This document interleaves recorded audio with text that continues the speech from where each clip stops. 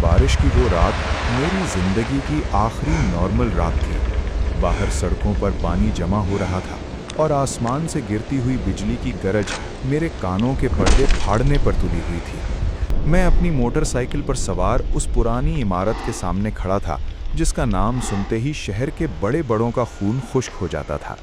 अजमत मंजिल नाम तो कितना पुरशिकोह था, लेकिन इमारत की हालत किसी बद्दुआ जैसी थी। 3 मंजिला यह खस्ता हाल ढांचा एक ऐसी जगह खड़ा था जहां सूरज की रोशनी भी शायद डरते डरते आती होगी। मैं वहां क्यों था? सच तो यह है कि मैं थक गया था, अपनी गुर्बत से, अपने टूटे हुए कैमरे से और अपने इन दोस्तों के तानों से जो हर शाम कैफे में बैठकर मेरा मजाक उड़ाते थे। अहमद, तेरे वीलॉग्स तो कोई कुत्ता भी नहीं देखता। असलम ने सिगरेट का धुआं हवा में उछालते हुए कहा था। अगर हिम्मत है तो कमरा नंबर 13 में एक रात गुजार कर दिखा, मैं तुझे 1 लाख रुपया दूंगा। जाहिद ने चैलेंज दिया था। 1 लाख रुपया। मेरे लिए यह रकम किसी ख्वाब से कम नहीं थी। इससे मैं अपनी मां का इलाज करवा सकता था, नया कैमरा ले सकता था और अपनी गिरती हुई साख को बचा सकता था। मेरे अंदर का खौफ मेरे हालात की संगीनी के सामने घुटने टेक चुका था। मैंने जेब से मोबाइल निकाला और कैमरा ऑन किया। स्क्रीन पर मेरा चेहरा जर्द नजर आ रहा था। तो दोस्तों, आज मैं इस जगह हूं जहां से कोई वापस नहीं आता। लोग इसे कमरा नंबर 13 कहते हैं, लेकिन मैं इसे सिर्फ एक कमरा कहूंगा। आज रात सच सामने आ जाएगा, मैंने जबरदस्ती की मुस्कुराहट के साथ कहा। मेरा अपना लहजा मुझे अजनबी लग रहा था। मैंने इमारत का बड़ा जंग आलूद दरवाजा धक्का देकर खोला। एक चीख के साथ वो खुला और अंदर से एक ऐसी बू आई जैसे बरसों से कोई कब्र खोली गई हो। सड़ांध, गर्द और नमी का एक अजीब इम्तिजाज। मेरा जी मतलाने लगा, लेकिन कदम पीछे नहीं हटे। मैंने टॉर्च की रोशनी राहदारी में मारी। दीवारों का पलस्तर झड़ चुका था और वहां अजीबो-गरीब निशानात थे, जैसे किसी ने अंधेरे में रास्ता ढूंढने के लिए अपने नाखूनों से लकीरें बनाई हों। सीढ़ियां चढ़ते हुए मेरे बूटों की आवाज पूरे हॉल में गूंज रही थी। ठक ठक ठक। अचानक मैं रुका। मुझे ऐसा लगा जैसे कोई और भी मेरे साथ चल रहा है। मैंने पीछे मुड़कर देखा, वहां सिर्फ अंधेरा था। अहमद, डरो मत, ये सिर्फ तुम्हारा वहम है। मैंने खुद से सरगोशी की, लेकिन क्या वो वहम था? ऊपर की मंजिल से किसी चीज के घिसटने की आवाज आ रही थी, जैसे कोई भारी बोरी फर्श पर रगड़ी जा रही हो। मेरे रोंगटे खड़े हो गए। तीसरी मंजिल पर पहुंचते ही हवा का रुख बदल गया। नीचे बारिश हो रही थी, बिजली कड़क रही थी, लेकिन जहां एक ऐसी खामोशी थी जो कानों में दर्द पैदा कर रही थी। राहदारी के आखिर में वो मनहूस दरवाजा था, जिस पर लकड़ी की एक बोसीदा तख्ती लगी थी। 13। मैंने दरवाजे की तरफ कदम बढ़ाए।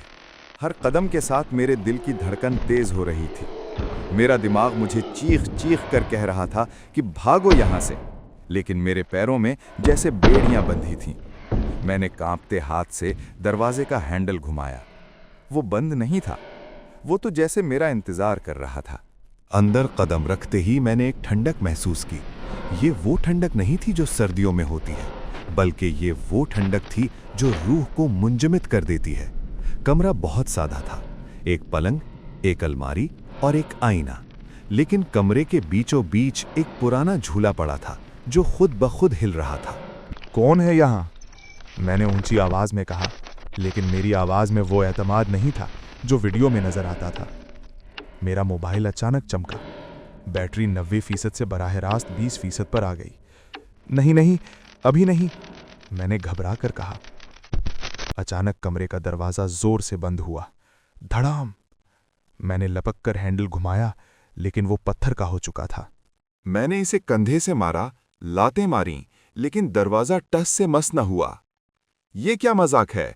जाहिद, असलम, मैं चिल्लाया, लेकिन बाहर से कोई जवाब नहीं आया। बस वही सड़ांध वाली हवा कमरे में भरने लगी। मैंने टॉर्च घुमाई और मेरी नजर उस कोने पर पड़ी जहां अलमारी थी। वहां एक औरत बैठी थी। उसके बाल इतने लंबे थे कि उसके चेहरे को छुपा रहे थे। वो रो रही थी। उसके रोने की आवाज ऐसी थी जैसे कोई पुराना साज टूट रहा हो। बीबी, आप ठीक हैं? मैंने कांपती आवाज में पूछा। वो रुकी नहीं, उसने आहिस्ता से सर उठाया। उसका चेहरा, इलाही तौबा, उसकी आंखें नहीं थीं, सिर्फ 2 खाली गड़े थे। तुमने भी वही किया, उसकी आवाज गूंजी। तुमने हमें तमाशा बनाया। तुमने भी वही किया जो उन्होंने किया था। तुमने हमें तमाशा बनाया। मेरी जबान गूंग हो गई। मुझे वो सब याद आने लगा। मैं यहाँ व्यूज के लिए आया था।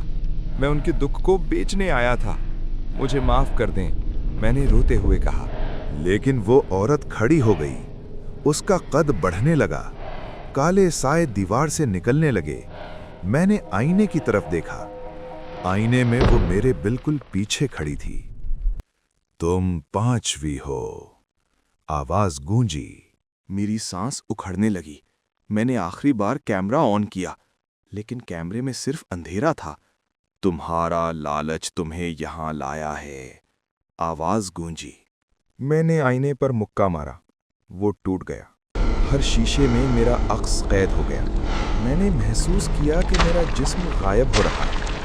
फिर एक खामोशी छा गई। अगली सुबह पुलिस ने दरवाजा तोड़ा। कमरा खाली था। बस एक मोबाइल फोन फर्श पर पड़ा था। वीडियो में अहमद अकेला खड़ा था। आखिरी लम्हों में उसका चेहरा गायब हो गया। अब तुम हमारा हिस्सा हो। अब तुम कभी अकेले नहीं रहोगे। आज भी अगर आप अजमत मंजिल के सामने खड़े हों तो तीसरी मंजिल की खिड़की में एक लड़का नजर आएगा। वो वही अहमद है। जिंदगी में कुछ चीजें ऐसी होती हैं जिनकी कीमत आपके व्यूज या पैसे से कहीं ज्यादा होती है, और वो है आपका सुकून और आपकी इंसानियत।